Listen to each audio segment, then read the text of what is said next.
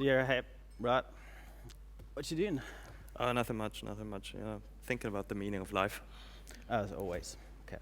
So, you know what? Mark just called me and said he wanted us to come over to play and make and talk about the Internet of Things. The Internet of what? We supposed to play bullshit bingo?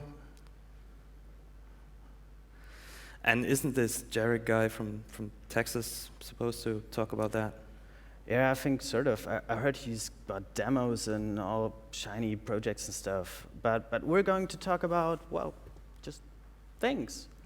Real things that are connected to the internet and have an API and sorts of, right? So maybe you get it if we take a look at the Koreans, right? The Koreans, they're crazy. They're like light years ahead of us. They've got intelligent fridges. They've got fridges that can tell you when they're out of milk or so. And also they got displays. Koreans, crazy about displays. I really don't think Mark wants us to talk about fridges. Well, how about cows? Well, do you actually know when cows produce milk?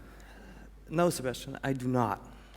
Well, let me explain you. Cows, they only give milk after calving, so after they gave birth to a little cute baby cow. And then for like a year they give milk, and then they dry out, and well, it takes about 3 months or so until the cow can get pregnant again. So what if we could just inject a thermometer into the cow and measure her temperature, and so the cow could send the farmer a message that says, hey, I'm ready to get pregnant again. And then the farmer is losing less money because this 3 months period is just like a roundabout thing. And now, awesome. Also, the cow, before it gets sick, the temperature gets higher, and then it can say, hey, farmer, I'm getting sick. Cool, huh? Can we go back to the refrigerator problem thingy? It's all about the milk, yeah. No. Seriously. That's serious business. So let's talk about home automation. Huh? How sounds that? Internet of Things, home automation, I call bullshit bingo. This is serious business stuff. Let me show you some things that will probably change your life, man. Or not. Wow. Remotes, right? Remotes. You use them for your TV, for your computer. How about controlling all of the electrical devices in your home with a remote from your couch? Or come on, man. When was the last time you wanted to shoot a romantic movie at home? Let me think. Never. Well, but if you wanted to, you could buy that Philips thing, the Philips Hue, and turn your living room red. That would definitely benefit the scene, eh? Why? So you can do it with your phone? That's cool. I can do it with my phone. So I can turn my living room red when I'm not at home. From my phone. Yeah. I know you're not home that often, right? But security. You're not home that often, so you don't want to get burglarized. Huh? Burglarized? Dude, I live in a pretty safe neighborhood. Well, I live in Cologne-Ehrenfeld, and I mean, people in my surroundings, they get burglarized all the time. And what if I could just install motion detectors, door window sensors, or noise sensors in my home, and then they could send me a signal, oh, you're getting burglarized. And also, my insurance company loves that. Insurance rates drop, saving money, cool. So let me get this straight. You wanna sell insurances at this conference? Nah. You're an Apple fanboy, right? So you probably know the Apple TV. We are not going to talk about Apple stuff on stage. No way, no. Girlfriends, how about girlfriends? You know what's the problem with girlfriends? They always have cold feet.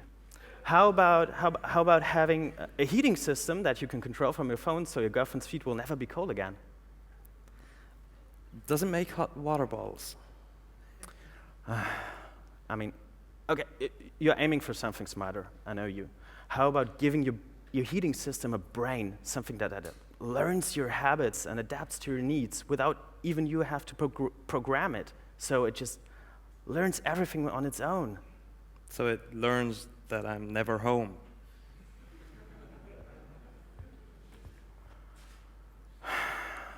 Dude. But flowers. How about flowers? I know you haven't got like the greenest thumb of all. and how about something that you could stick in the flower spot right next to the flower, and that then can tell you to your phone that it's out of water or it's about to get sick, and so no more brown leaves, and everybody loves flowers. Now, if I had plants, I don't think I would stick a golf club in there. Now I got you. You wear pants, right? I think so, yeah. Good. Are they clean? I hope so, yeah. You know what's boring? Watching your pants get clean in a washing machine. So how about a washing machine that can send you a message when your laundry is ready? Oh, that's awesome. Can we do a live demo of that? I'm making fun of that thing. I'm trying to be serious. Okay. So we talked about cows' health, healthy plants. What about your health? What about having a scale that can send your weight and measure your weight over time automatically? And best thing, I know you're on Twitter, it also has a button so you could tweet your weight instantly. Can you buy that so I can unfollow you? Okay, we're guys. We're both guys, right? So cars. I know you own a Model S Tesla thingy, right? Well, two of them actually. They're parked right next to my plane. You're a tough nut to crack, man. What about shiny cars? Everybody loves that. Okay, stop. I think I'm getting the picture. You know, this Internet of Things, that's just a buzzword for filling your phone with apps.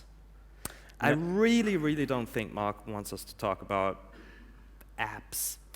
I don't think you get it, because it's all about things that are connected, things that have an API. I mean, it's about data, receiving data, consuming data, monitoring. What? Oh, so now we're getting to the technical stuff? Now you're making sense? Okay.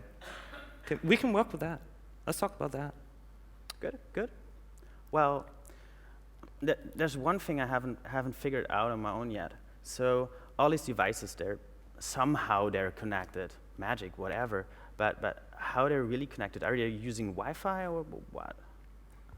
Well, that really depends on the devices, but connectivity can be achieved through multiple means. You can have stuff that communicates via Wi-Fi. You can plug stuff into, your Ethernet, and then there are these low-powered devices. Like, let's take the ridiculous cow example. You don't want to shove a big-ass battery up that cow. Now you're ridiculous. Of course.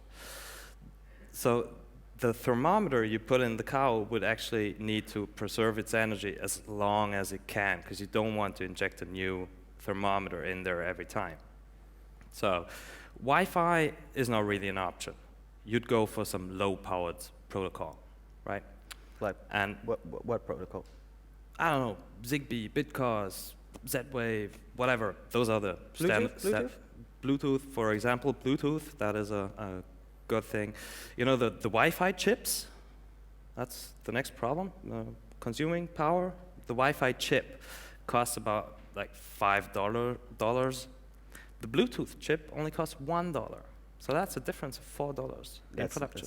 That's not much money. So that's not much money, right? But if you produce 100,000 devices, that's almost $500,000 in savings. That's a shitload of money. It is. So the cow thing, right? The thermometer communicates on a low-powered frequency. That's just it. And it doesn't connect to the internet. Okay. So yeah, those low-power protocol thingies, these devices like the thermometer or my Philips Hue at home, that don't connect to the internet directly. I'm getting this right. Yeah. And so how does it work? I mean, it's the Internet of Things, not the not Internet of Things.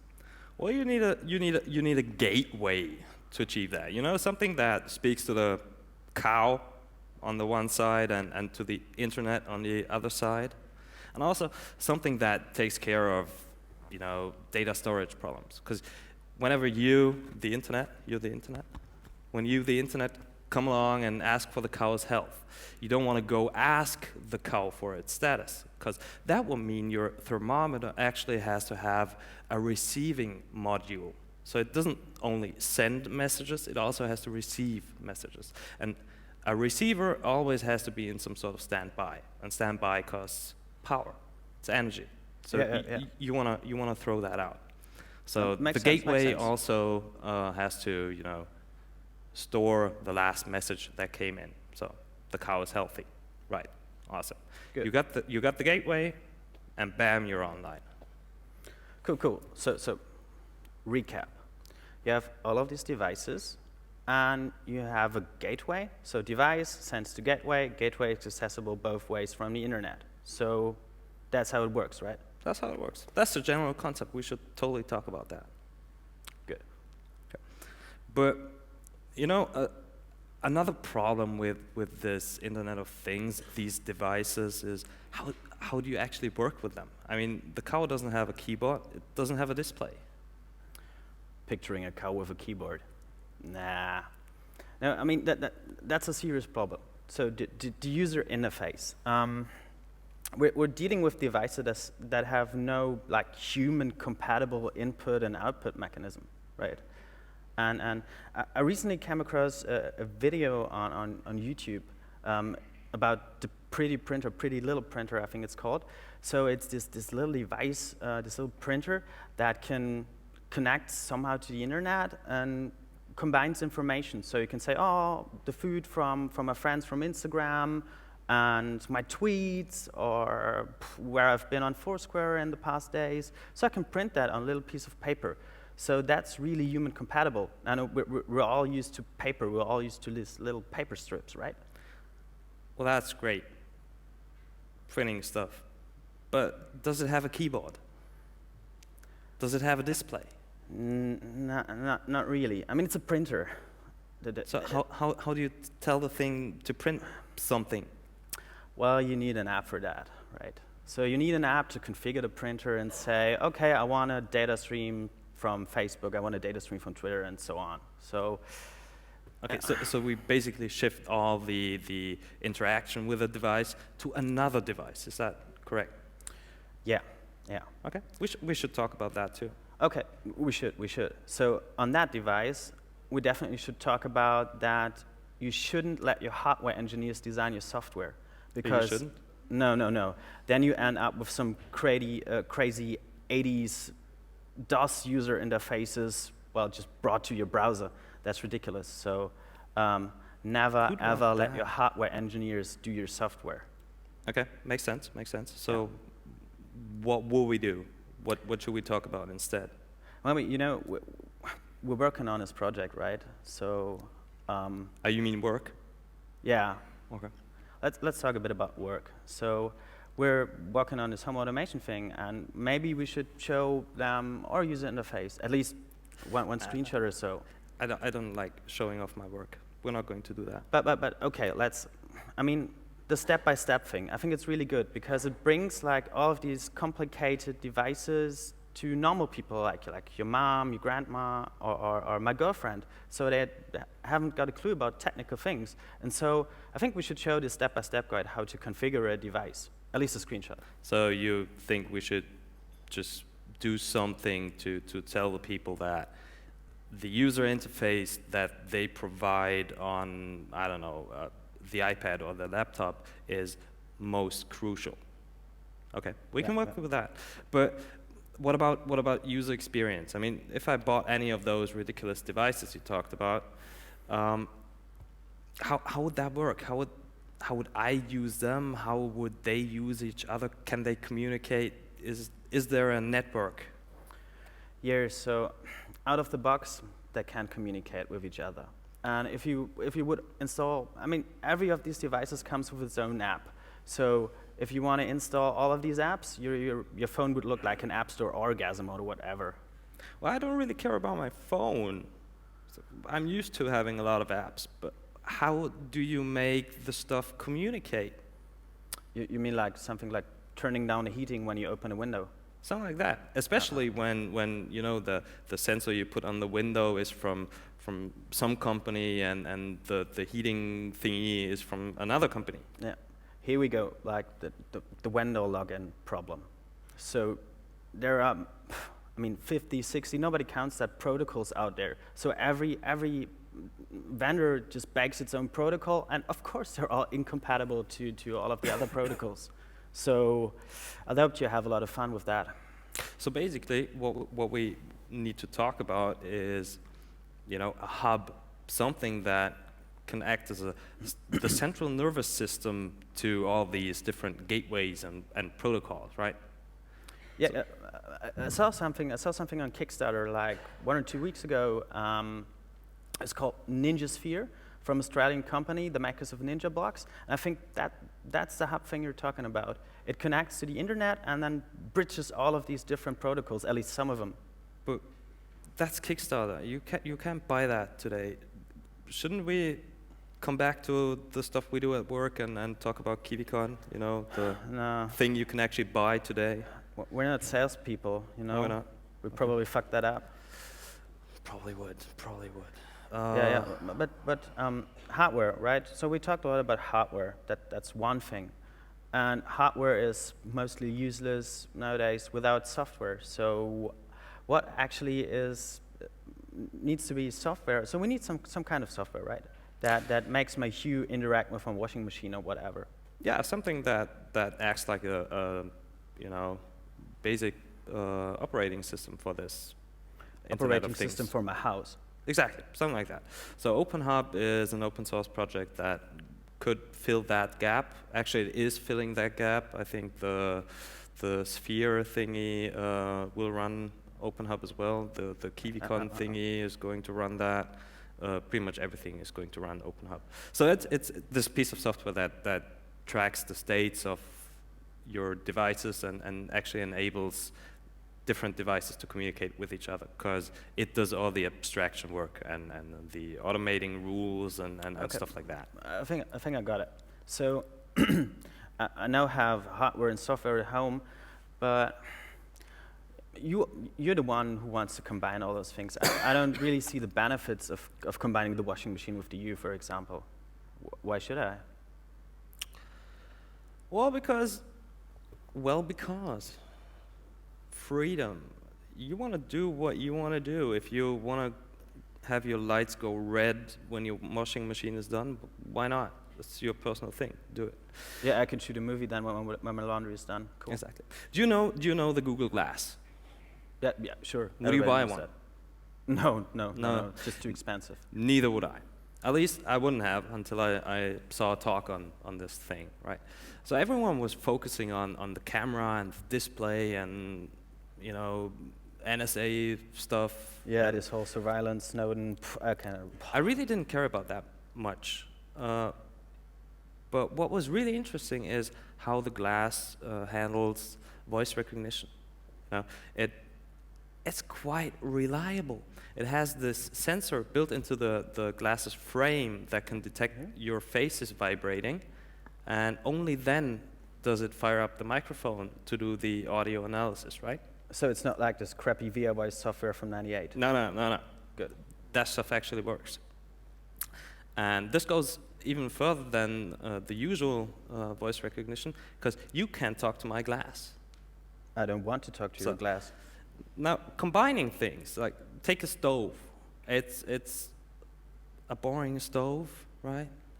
But it has an API. It allows me to communicate with the stove through different means. I don't know, my browser, for example. I don't know why I would want to do that, but I could. And take the dorky-looking glasses. I mean, combine them. What do you get? Well, like all the hipster kids, I could Instagram my cooking. No. You could create a interactive cookbook, something that runs on your glasses screen, like tells you what to do, you know? Sounds reasonable, yeah. Something that controls the stove, because it's connected. It can remind me that 10 minutes has passed and I need to turn down the stuff. That's kind of the next thing you could use to learn stuff. I mean, I'm really bad at cooking. But Well, still, me if too. I were cooking, I imagine I'd have my hands full with, food. Yeah, sure. So why not use the Google Glass's voice recognition to control the stove? I mean, it wasn't built for that, but it's totally imaginable, right? So you could just, it could be as simple as, okay, Glass, turn lower left hob to 80 degrees. That's it. Well, secret, I order my food. I really suck at cooking. And also, I don't want to buy like glasses for 20,000 bucks or so.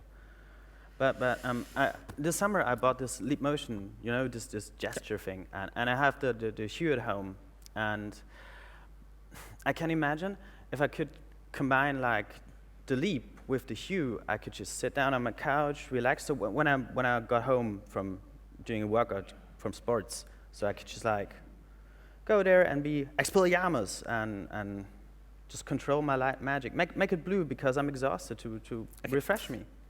Stop. You're getting the picture. Yeah. The Leap wasn't meant to control lights, and Philips Hue wasn't designed to be controlled by the Leap. But you took two things and you brought them together. That's the power we're getting. The power really lies in combining things, right? And using the open APIs, we can combine virtually everything. I mean, I already have some ideas floating around in my head, and that's an impressive thing. Actually, combine Keep everything those with. thoughts. We're going to work on those for the presentation. Good. Let's talk about another topic. I mean, security. That's something nobody ever talks about. Yeah, security. I mean, I'm not the paranoid kind of person. Hackers gonna hack. Hackers have hacked since the 80s, and they will like hack forever.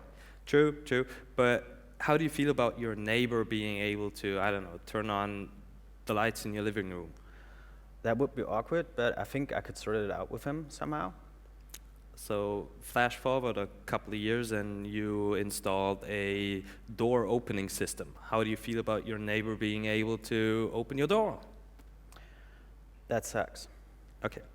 So we need to make sure that our communication between the devices is safe. It's secure. It's encrypted. Think of it as SSL for those low-powered protocols.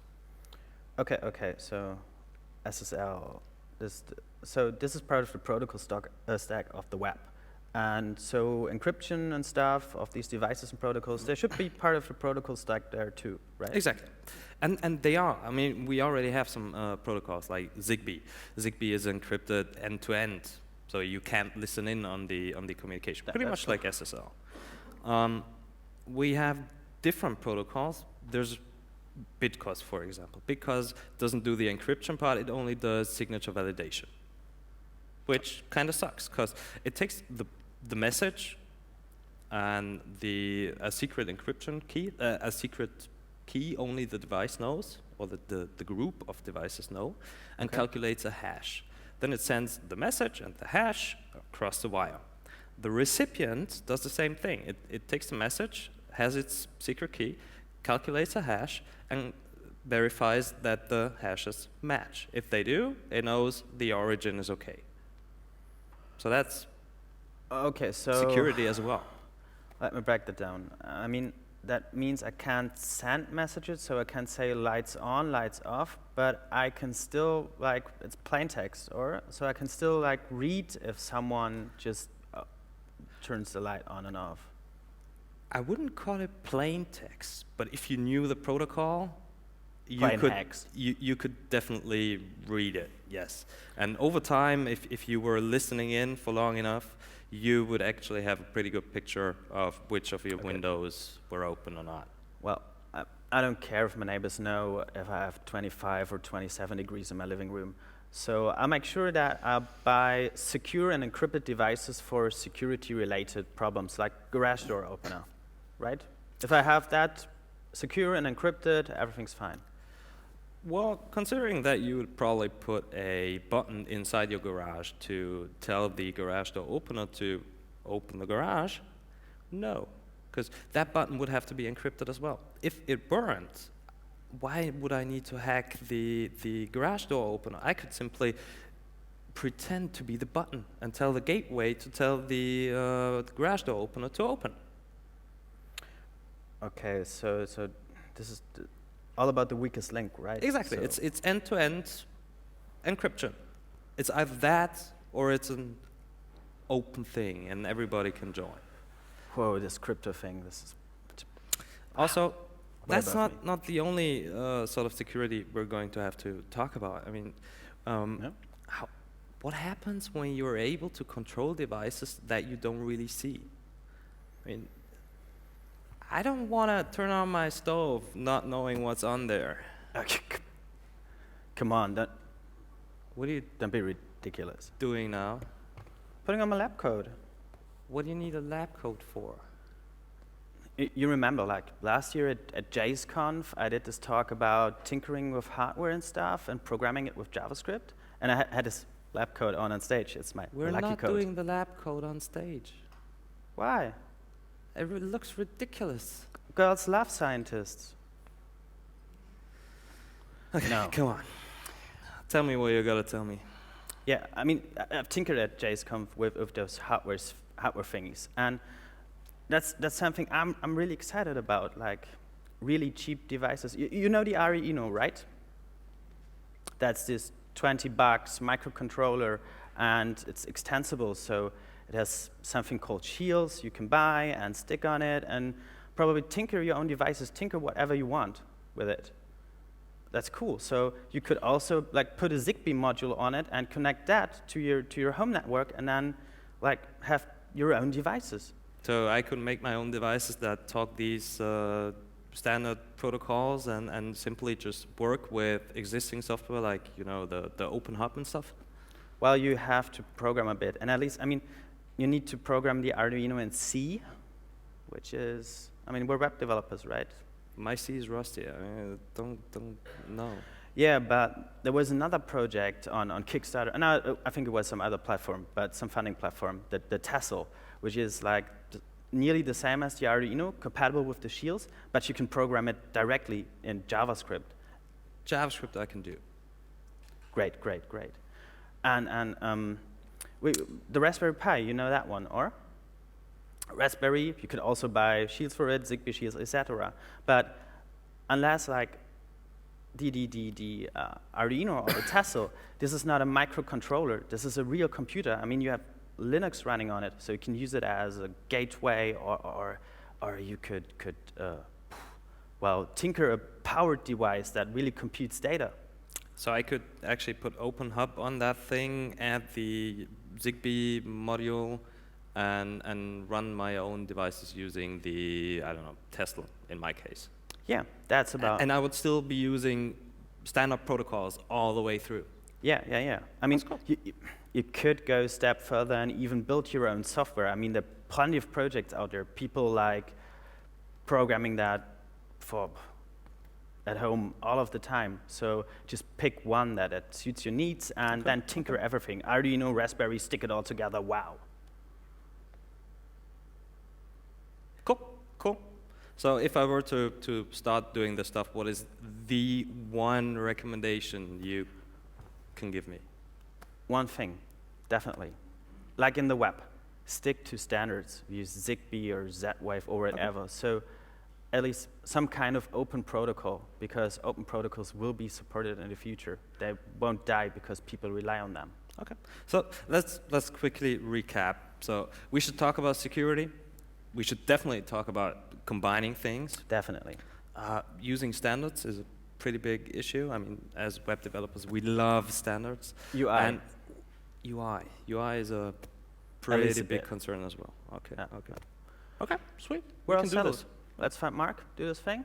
Okay. Great.